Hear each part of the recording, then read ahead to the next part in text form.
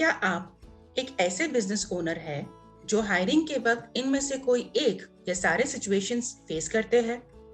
आपके पास कोई game plan नहीं है on how to manage and handle interviews. आप सिलेक्शन करने में कंफ्यूज्ड हो जाते हैं क्योंकि कैंडिडेट्स ट्रेडिशनल आंसर्स के लिए प्रिपेयर्ड या एक्सपेक्टेड या ऑलमोस्ट परफेक्ट या करेक्ट आंसर्स देते हैं। कई बार जल्दबाजी में आप तुरंत या गलत जजमेंट लेते हैं जिससे गलत आदमी सिलेक्ट होकर आपकी कंपनी में आ जाता है। कई बार आप क्लियर नहीं है कि क्या पूछे और हर कैंडिडेट को अलग अलग टाइप के या उस रोल के लिए हो सकता है रॉन्ग काइंड ऑफ क्वेश्चंस हो वैसे पूछ लेते हैं। यानी आप कंसिस्टेंट तरीके से एक समान कैंडिडेट्स को इवैल्यूएट नहीं कर पाते हैं और इन सब से रॉन्ग हायर्स आपकी कंपनी में आ जाते हैं या फिर आपको बहुत समय से सही आदमी न मिल पाने के कारण वो रोल फिल नहीं हुआ है जो आपके बिजनेस ग्रोथ और एफिशिएंसी को अफेक्ट कर रहा है। Hi, welcome to I design my life. मैं बिजनेस कोच सुमित अग्रवाल की टीम से रश्मि हूँ। मैं आज आपको एक बेजोड़ इंटरव्यू का तरीका बताऊंगी जिससे कभी भी कैंडिडेट आपको फेक या झूठ जवाब नहीं दे सकता। मैं आपको फिरोज जी के केस स्टडी द्वारा समझाऊंगी कि इंटरव्यूज लेने के प्राइमरी 2 फॉर्मेट्स क्या है। मैं आपको डिटेल में 100% फुल प्रूफ इंटरव्यू का तरीका जिसे हम स्टार फ्रेमवर्क ऑफ इंटरव्यूइंग कहते हैं वो समझाऊंगी। हम ये भी देखेंगे कि इंटरव्यूज लेने के समय क्या नहीं करना चाहिए और मैं आपको एक वर्कबुक भी दे रही हूँ जिसमें ये दोनों फॉर्मेट्स दिए हैं ताकि आप इन फॉर्मेट्स को इस्तेमाल करके करेक्ट फिटमेंट वाले कैंडिडेट को ही चुन सके। आपसे रिक्वेस्ट है कि ये वर्कबुक जरूर डाउनलोड करें। इस वर्कबुक में मैंने आपको STAR interviewing framework for sales दिया है एज एन एग्जाम्पल ताकि आप उसे रख अपने बाकी सारे रोल्स के इंटरव्यूज के लिए प्रिपेयर रहे। इस वर्कबुक को कैसे यूज करें ये जानने के लिए आप हमारे साथ इस वीडियो के अंत तक रहे। आज का हमारा वीडियो हमारे प्लेलिस्ट का पार्ट है जिसके पहले वीडियो में मैंने आपसे हायरिंग के 6 स्टेप्स की बात की थी। दूसरे वीडियो में हमने बात की थी इंटरव्यू प्रोसेस चेकलिस्ट के बारे में। तीसरे वीडियो में हमने बात की थी इंटरव्यू फ्लो के बारे में, that is on how to take a good interview properly. इन सब के लिंक्स आपको यहाँ डिस्क्रिप्शन बॉक्स में मिलेंगे। और आज का जो वीडियो है वो है ऑन डिफरेंट इंटरव्यू टाइप्स और हम फोकस करेंगे स्टार फ्रेमवर्क ऑफ इंटरव्यूइंग पर। कंटिन्यू करने से पहले मैं आपको रिक्वेस्ट करना चाहूंगी, प्लीज डाउनलोड आवर ऐप। हमारा app I design my life अभी गूगल प्ले स्टोर पर अवेलेबल है जहाँ पे आप कोर्सेज डाउनलोड कर सकते हैं और हमारे प्रोग्राम्स को ज्वाइन भी कर सकते हैं। तो आइए मैं आपको फिरोज जी की कहानी सुनाती हूँ। फिरोज जी हमारे क्लाइंट है जो इलेक्ट्रिकल कंपोनेंट्स के मैन्युफैक्चरर है। ये इनका फैमिली बिजनेस रहा है जो उनके दादाजी ने स्टार्ट की थी। मार्केट में इनकी कंपनी का और ब्रांड का काफी नाम है। जब भी किसी भी रोल के लिए हायरिंग करना शुरू करते हैं इन्हें हमेशा अच्छे नंबर्स में प्रोफाइल से एप्लीकेशंस मिल जाते हैं, फिर चाहे वो कोई भी रोल हो, सेल्स हो, मार्केटिंग हो, टेक्निकल हो या ऑपरेशनल हो। फिरोज जी इस बात पे हमेशा परेशान होते हैं कि इतने सारे एप्लीकेशंस में कैसे सही आदमी को चुने, यानी इन बगुलों में से हंस की पहचान कैसे हो। हमने जब डिटेल डिस्कशंस किए तो ये पता लगा कि ऐसे कंफ्यूजन में हायरिंग करने से फिरोज जी को ये सारी मुश्किलात आती हैं। पहला, कोई तरीका नहीं था कि क्विकली एंड इफेक्टिवली एप्लीकेशंस की स्क्रीनिंग हो। फिर मन मर्जी से किसी भी एप्लीकेंट को किसी भी दिन या वक्त बुला लेते थे इंटरव्यू के लिए। इस कारण कई बार एप्लीकेंट्स फोन पे एग्री करने के बावजूद इंटरव्यूज देने के लिए नहीं आते थे। जब एप्लीकेंट्स आते थे तो फिरोज जी या उनके मैनेजर्स जो कोई अवेलेबल होता था उनकी इंटरव्यू कैसे भी किसी भी तरीके से लेते थे। कोई फॉर्मेट नहीं फॉलो करते थे और अपने मूड के अनुसार सिलेक्शन या रिजेक्शन करते थे। इससे बहुत सारे अच्छे कैंडिडेट्स चले जाते थे। काफी बार इन्हें ऐसे कैंडिडेट्स मिल जाते थे जो इंटरव्यूज में परफेक्ट करेक्ट आंसर्स दे पा रहे थे, लेकिन जब काम पे रखा तो ट्रेनिंग के बावजूद परफॉर्म ही नहीं कर पा रहे हैं और फिर उन्हें निकालना पड़ता था। इसीलिए काफी सारे क्रिटिकल रोल्स के लिए कई समय से हायरिंग नहीं हो पाती थी, जिससे उनके business expansion plans and critical sales targets पर भारी असर हो रहा था। यानी फिरोज जी रिक्रूटमेंट के साइकिल के चक्रव्यूह में बहुत टाइम से फंसे थे और इससे ऊपर किसी और चीज पर फोकस करने के लिए टाइम ही नहीं निकाल पाते थे। तो हमने कैसे हेल्प किया? बाकी सारे बिजनेस रिलेटेड इश्यूज के साथ हमने इसे भी बड़ी आसानी से रिजॉल्व किया। इंटरव्यू प्रोसेस को स्ट्रीमलाइन कर दिया 2 ही स्टेप्स में और 2 सिंपल येट 100% इफेक्टिव इंटरव्यूइंग के फॉर्मेट्स दिए। पहला, एक बेसिक फॉर्मेट फॉर स्क्रीनिंग और दूसरा स्टार फ्रेमवर्क जिसे हमेशा एक सही एंड करेक्ट फिट वाले आदमी की पहचान तुरंत हो जाती है, वो भी इंटरव्यूइंग के समय। तो पहला फॉर्मेट है एक सिंपल बेसिक स्क्रीनिंग फॉर्मेट। ये एक मल्टीपर्पज फॉर्मेट है। हमारा रिकमेंडेशन है कि आप ये फॉर्मेट इनिशियल टेलीफोनिक स्क्रीनिंग या first level screening before calling for direct face to face interviews के लिए यूज करें। आप इस फॉर्मेट को एंट्री लेवल एप्लीकेशंस जैसे फ्रेशर्स, इंटर्न्स या फिर लो स्किल वर्कर्स के लिए फाइनल सिलेक्शन के लिए इस्तेमाल कर सकते हैं। अगर आप बल्क हायरिंग कर रहे हैं जैसे कि customer support, field sales, telesales वगैरह के रोल्स के लिए, जहां जनरली आप एक ही साथ काफी सारे कैंडिडेट्स को एक ही दिन में सिलेक्ट करना चाह रहे हैं, तो ये फॉर्मेट इसमें यूज होगा। ये फॉर्मेट आपको हमारे डाउनलोडेबल वर्कबुक में मिल जाएगा। आइए दिखाती हूँ कि ये फॉर्मेट क्या है। तो ये है हमारा बेसिक स्क्रीनिंग इंटरव्यू क्वेश्चंस का फॉर्मेट। यहाँ पे बहुत ही बेसिक डिटेल्स मांगे हैं, जैसे उनका introduction, educational background, family background, कहाँ करंटली रह रहे हैं, पिछले जॉब एक्सपीरियंसेस के बारे में बताएं, ये रोल के लिए क्यों अप्लाई किया, हमारी कंपनी के बारे में क्या जानते हैं, हम आपको इस रोल के लिए क्यों हायर करें, वगैरह वगैरह। कुल मिला के 13 क्वेश्चंस है और इस फॉर्मेट को आप अपने मुताबिक कस्टमाइज भी कर सकते हैं। तो ये हमारा बेसिक स्क्रीनिंग कहते हैं, बेसिक स्क्रीनिंग ऑफ इंटरव्यू, उसका फॉर्मेट है। मैं आती हूँ स्टार फ्रेमवर्क पर। क्यों मैं ये फ्रेमवर्क इतना रिकमेंड कर रही हूँ? Well, because as a recruiter of more than 10 years, इस फ्रेमवर्क ने मुझे और मेरे क्लाइंट्स को हमेशा करेक्ट फिट वाले कैंडिडेट्स ही दिलाए हैं। ये किसी भी रोल के सिलेक्शन के लिए इस्तेमाल किया जा सकता है और इससे कैंडिडेट्स के पास गुंजाइश नहीं होती कि वो गलत या फेक या 100% परफेक्ट प्रिपेयर्ड आंसर्स दे सके। आपको तुरंत पता चल जाता है जब कैंडिडेट्स अपने स्किल्स के बारे में बड़ा चढ़ाकर बोलते हैं। तो इस फॉर्मेट से आप टेक्निकल और बिहेवियरल रिलेटेड इवैल्यूएशंस कर पाते हैं। आपको ये भी पता चलता है कि कैंडिडेट्स अलग अलग सिचुएशंस में कैसे बिहेव करते हैं, जैसे कि प्रेशर में कैसे रिएक्ट करते हैं, उनके जजमेंट एबिलिटीज क्या है, टाइम को कैसे मैनेज कर पाते हैं, टीम से इंटरेक्शंस एक्चुअली में कैसे करते होंगे, वगैरह वगैरह। आप इस फॉर्मेट से हर कैंडिडेट को सेम सेट ऑफ क्वेश्चन से इवैल्यूएट कर पाते हैं, जिससे कि एक फेयर और एक्यूरेट असेसमेंट हर बार होती है। तो क्या है फिर ये स्टार फ्रेमवर्क? स्टार फ्रेमवर्क एक proven, specific, concrete, structured, easily implementable behavioural framework है, जहां एस का मतलब होता है सिचुएशन, यानी कौन सा, कैसा और क्या सिचुएशन था। टी का मतलब होता है टास्क, यानी उस सिचुएशन को मैनेज करने के लिए क्या प्लान बनाया गया था। ए माने एक्शन, यानी प्लान के मुताबिक कौन से स्टेप्स उठाए थे।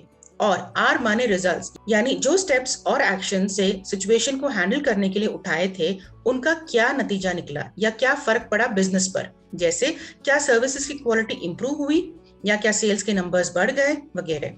स्टार फ्रेमवर्क में जो क्वेश्चंस आपको बनाने रहते हैं वो 2 तरीके से आप कर सकते हैं।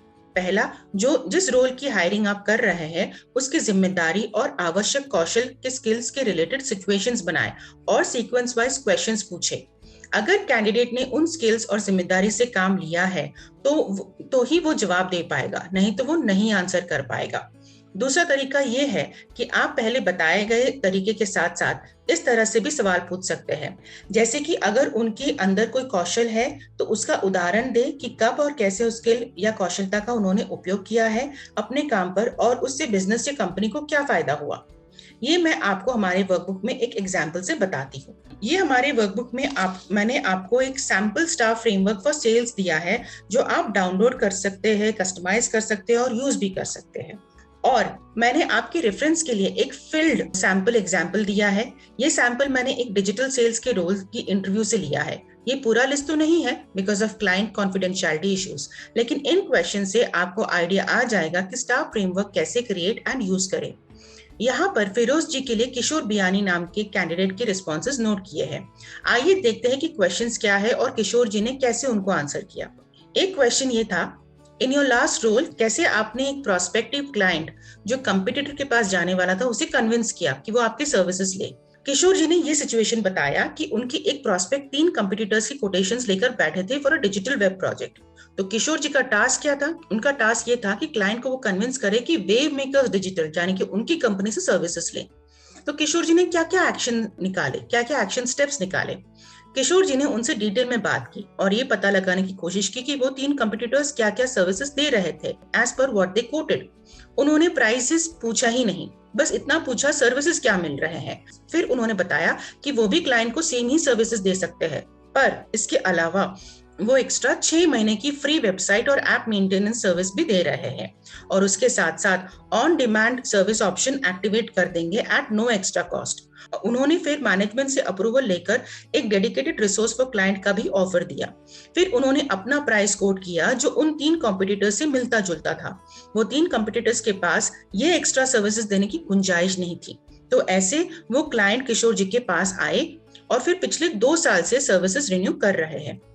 अब दूसरा सवाल ये रहा किशोर जी के लिए कि आपका सबसे बड़ा अचीवमेंट क्या था और क्यों लगा कि ये आपका सबसे बड़ा अचीवमेंट है।